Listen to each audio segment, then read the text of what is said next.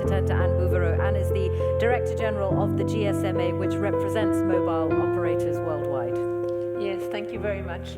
I think I'd like to start with one of the wonderful quotes that we had, which is, "What took us here won't get us there." I really love this one, so I'm sorry I'm stealing it with pride. And I'd like to start with where we are, so what is here, and where we want to go.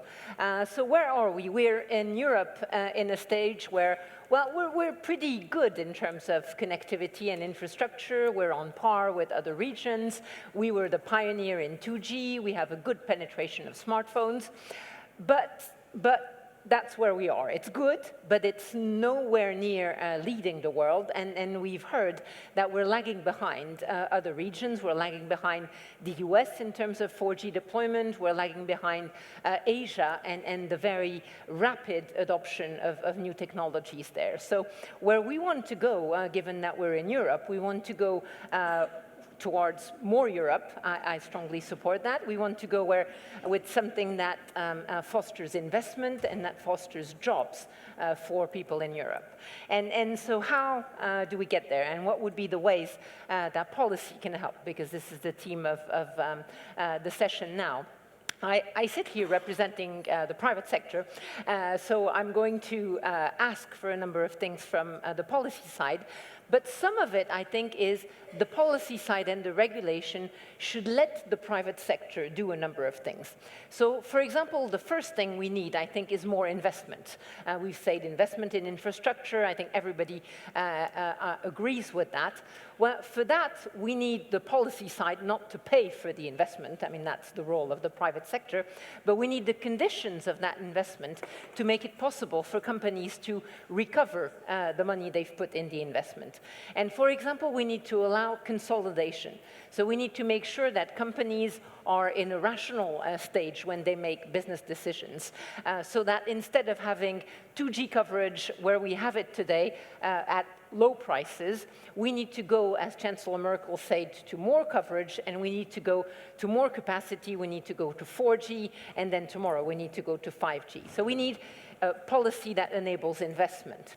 We also need fairness in the way the rules are applied. We spoke about Uber. We, of course, think it's a great source of innovation, but we also want the Uber taxis to have a driver's license and to be insured. Those are rules that should be applied fairly, and I think the same can apply to Airbnb, and the same should apply to communication services. For example, WhatsApp and text messages, are they really different? Sometimes it's the same usage. We would need the same regulation. So we need fairness in the regulation. Then I think we need innovation, and we need policies that enable innovation, not that mandate it or not that hinder it, of course.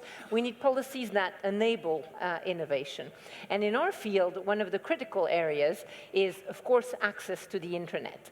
So we need an open internet, we need non-discriminatory access to the internet, but we also need to enable specialized services. And I was particularly pleased with the comments from Chancellor Merkel, noting some specific cases of special services like e-health or like connected cars. Just like you want an ambulance to be able to drive by because it's an emergency, of course you want the road to be accessible for everyone else, but you'll let the ambulance pass. And then the last point I think we need is trust, and it's been discussed, and I know you were quite strong on that, and I agree with that. I think with data, with information, privacy becomes really important.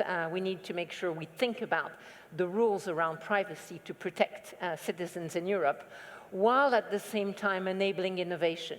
So it's this balance between protecting digital identities online and enabling innovation and startups in this area. So I think investment, fairness, innovation, and trust would be my key areas for policy in Europe.